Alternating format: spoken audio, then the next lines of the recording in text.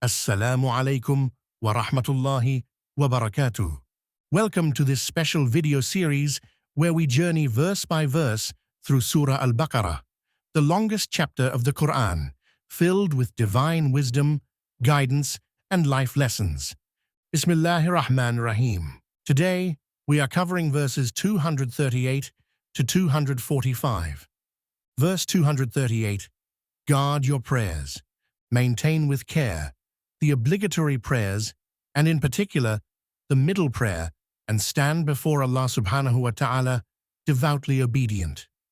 Explanation of prayer is the foundation of Islamic life. Among the five, the middle prayer, likely Asr, is highlighted for its importance and vulnerability to neglect.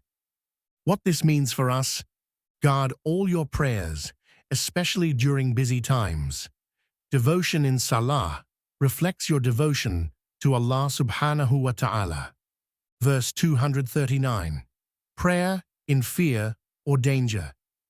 And if you fear an enemy, then pray on foot or riding.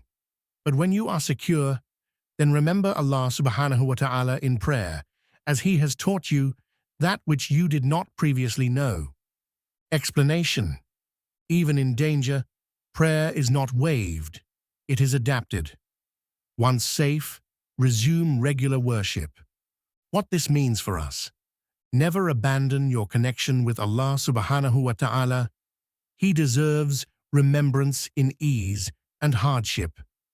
Verse 240, provision for widows. And those who are taken in death among you and leave wives behind, there should be a bequest for their wives, a year's maintenance without turning them out. But if they leave of their own accord, then there is no blame upon you for what they do with themselves in an acceptable way.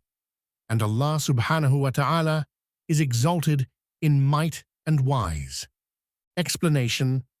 A compassionate command to ensure the widow is supported for a full year after her husband's death, unless she chooses to leave earlier. What this means for us: be generous and fair to widows. Honor the dignity of those who have lost their spouse. Verse 241. Fair compensation after divorce. And for divorced women is a provision according to what is acceptable, a duty upon the righteous. Explanation. Islam ensures that even in divorce, women are not left empty-handed. Provision, muta, reflects dignity and care. What this means for us: treat others with honor, even after parting ways. The righteous don't walk away without fairness. Verse 242. Reflect on these rulings. Thus does Allah subhanahu wa ta'ala make clear to you His verses, that you might use reason. Explanation. Divine guidance is detailed, clear, and full of wisdom, but only the thoughtful benefit from it. What this means for us: use your mind and reflect deeply. These aren't just rules, they're guidance for success. Verse 243. Fleeing death does not save you. Have you not considered those who left their homes in many thousands, fearing death? Allah subhanahu wa ta'ala said to them, die. Then He restored them to life. Indeed, Allah subhanahu wa ta'ala is full of bounty to the people, but most of the people do not show gratitude. Explanation. A historical reference to people who fled a plague or battle, believing escape would save them. Yet death still reached them, and then Allah subhanahu wa ta'ala revived them. What this means for us: trust in Allah subhanahu wa ta'ala's plan. Running from qadar is useless. Rely on Him and live gratefully. Verse 244. Command to fight in Allah's cause, and fight in the cause of Allah subhanahu wa ta'ala, and know that Allah subhanahu wa ta'ala is hearing and knowing. Explanation. This verse encourages just and sincere participation in defensive battle, reminding that Allah is fully aware of motives and actions. What this means for us: strive with sincerity. Every action for Allah subhanahu wa ta'ala is seen and heard. Verse 245. Allah gives and multiplies. Who is it that would loan Allah subhanahu wa ta'ala a goodly loan so He may multiply it for him many times over?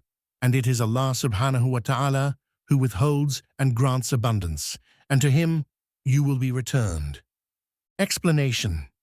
Spending in the path of Allah is called a loan, which Allah subhanahu wa ta'ala promises to return in multiplied reward. True wealth lies in what you give. What this means for us: give generously.